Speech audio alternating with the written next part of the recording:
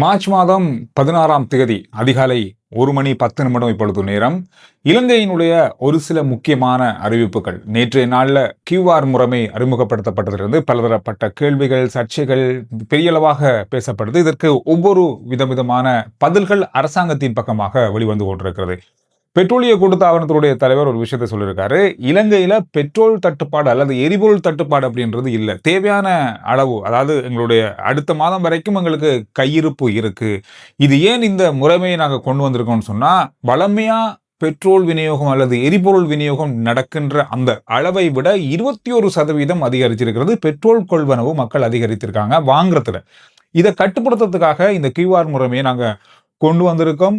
மாதம் இந்த மாத கடைசியில கப்பல்கள் வந்து கொண்டிருக்கிறது. எனவே வரும்பொழுது எமது கையிருப்புகள் இன்னும் அதிகரிக்கும். அதனால மக்கள் பதட்டப்படாம இந்த எரிபொருளை பெற்றுக்கொள்றதுல நீங்க கியூஆர் முறையில பெற்றுக்கொள்ளலாம். அது மட்டும் இல்லாம இன்று முதல் 16ஆம் தேதி இன்று முதல் எல்லா எரிபொருள் நிலையங்கள்லையும் இந்த நடைமுறை கடுமையாக்கப்பட்டிருக்கிறது. இந்த நடைமுறையை மீறும் எரிபொருள் நிலைய உரிமையாளர்கள் அல்லது அந்த நிலையத்துக்கு எதிராக சட்ட நடவடிக்கை எடுக்கப்படும் அல்லது அவங்களுடைய அனுமதி பத்திரம் ரத்து செய்யப்படக்கூடிய வாய்ப்புகளும் இருக்கு அப்படின்ற மாதிரி அவர் நேற்று சொன்ன தகவல்ல சொல்லியிருக்காரு. ஜனாதிபதி அனுரகுமார் திசாநாயக்க அவர்கள் நேற்றைய கூட்டத்தில் ஒரு முக்கியமான தீர்மானம் எடுக்கப்பட்டிருக்கிறது. குறிப்பா முக்கியமான துறைகளுக்கான எரிபொருட்களை வழங்குறது, அதோட வீட்டிலிருந்து வேலை செய்யக்கூடிய அளவுல என்னென்ன துறைகள்ல என்னென்ன ஊழியர்களை ஈடுபடுத்தலாம் என்றது தொடர்பாக ஆலோசனை வழங்கும்படி அமைச்சர்களுடைய ஆலோசனை குழுவில் நேற்றைய சந்திப்பில் குறிப்பிட்டிருக்காரு. இன்று அல்லது நாளை பல பிரிவுகளில் வீட்டில இருந்து வேலை செய்யக்கூடிய அறிவிப்புகள் வரலாம். அது என்னென்ன துறை அப்படின்றது இதுவரைக்கும் தீர்மானிக்கப்படலை. குறிப்பா வரக்கூடிய வாய்ப்புகள் அதிகமாக இருக்குன்னு சொல்லி எதிர்பார்க்கப்படுது. இந்த எரிபொருள் கியூஆர் கொண்டு வந்தது பிறகு சுற்றுலாத்துறையில ஏற்படக்கூடிய பெரிய சிக்கல்கள், நடைமுறை சிக்கல்கள் நிறைய இருக்கு. இதற்கும் அரசாங்கம் பதிலளிச்சிருக்காங்க. சுற்றுலா பயணிகளை ஏற்றி போற வாகனங்கள், ஹோட்டல்களுக்கு சொந்தமான வாகனங்கள், இது எல்லாத்துக்குமே விசேட சிறப்பு உரிமைகள் வழங்கப்பட்டிருக்கிறது. அவங்களுக்கு தேவையான எரிபொருட்களை வழங்குறதுக்கான விசேட வேலை திட்டங்கள் நடக்கிறதால சுற்றுலாத்துறையோ அல்லது சுற்றுலா பயணிகளுக்கான வாகனங்களுக்கான எரிபொருள்ல எந்த விதமான குறைபாடுகளும் இருக்காது என்று அறிவிச்சிருக்காங்க. வர்த்தக பிரதி அமைச்சர் ஒரு தகவல் வெளியிட்டிருக்காரு. அதாவது இறக்குமதி செய்யப்படுகின்ற சில பொருட்கள், அத்தியாவசிய பொருட்கள்ல விலையேற்றங்கள் ஏற்படக்கூடிய வாய்ப்புகள் இந்த கிழமையில இருக்குன்னு சொல்லப்படுது, எதிர்பார்க்கப்படுது. அது என்னென்ன பொருட்கள், எவ்வாறான பொருட்கள், எவ்வளவு விலை அதிகரிக்க போகுது அப்படின்றது தொடர்பில் அவர் சொல்லல. தீர்மானங்கள் எடுக்கப்படலாம்னு சொல்லி எதிர்பார்க்கப்படுது. அமெரிக்காவுடைய செல்வாக்கு, குறிப்பா அமெரிக்க ஜனாதிபதி டொனால்ட் ட்ரம்புடைய செல்வாக்கு குறைந்து கொண்டு செல்கிறது என்று கத்தாருடைய மிக முக்கியமான ஒரு பேராசிரியர் அல் ஜசீரா தொலைக்காட்சிக்கு அளித்த பேட்டியில சொல்லியிருக்காரு. காரணம் என்னன்னு சொன்னா, கடந்த நாட்கள்ல அமெரிக்கா எடுத்து வர நடவடிக்கைகளால மத்திய கிழக்கு நாடுகளுடைய செல்வாக்கை அமெரிக்கா இழந்து கொண்டு செல்கிறது.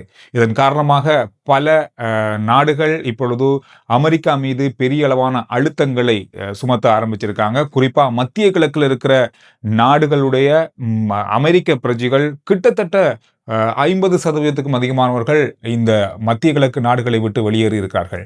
இதன் காரணமாக அமெரிக்கா மீதும் அமெரிக்க ஜனாதிபதி மீதும் உள்ள மிகப்பெரிய அளவான நம்பிக்கை, அந்த இடம் இப்பொழுது கொஞ்சம் கொஞ்சமாக குறைந்து கொண்டு செல்வதாக அவதானிக்கப்பட்டிருப்பதாக அந்த பேட்டியில் அவர் குறிப்பிட்டிருக்காரு.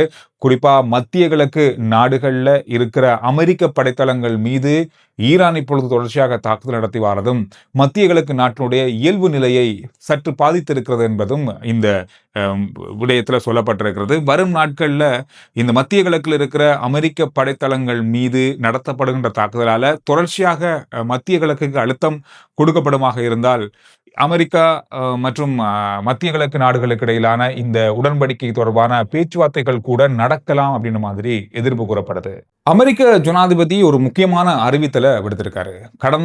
அதாவது நேற்றைய நாள்லயும் ஒரு முக்கியமான அறிவித்தலை கொடுத்திருந்தாரு. பல நாடுகளுக்கு அழைப்பு விடுத்தாரு. ஹார்முஸ் கால்வாய் வழியாக செல்ல போகின்ற இந்த கப்பல்களை பாதுகாப்பதற்கு தங்களுடைய நாட்டு கப்பல்களை, யுத்த கப்பல்களை அனுப்பும்படி அந்த நாடுகள் எதுவுமே இதுவரைக்கும் எந்த விதமான சாதகமான பதில்களை வழங்கல. ஆனால் மீண்டும் ஒரு அழைப்பை இன்று விடுத்திருக்காரு.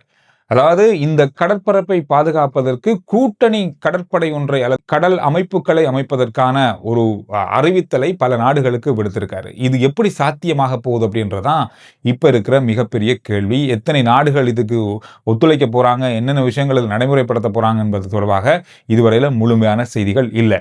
ஈரான் பக்கமாக என்ன சொல்றாங்கன்னு சொன்னா, ஹார்முஸ் கால்வாய் மூடப்பட்டு தான் இருக்கும். உச்ச தலைவருடைய வேண்டுதல், அவருடைய அறிவித்தல் அதுதான்.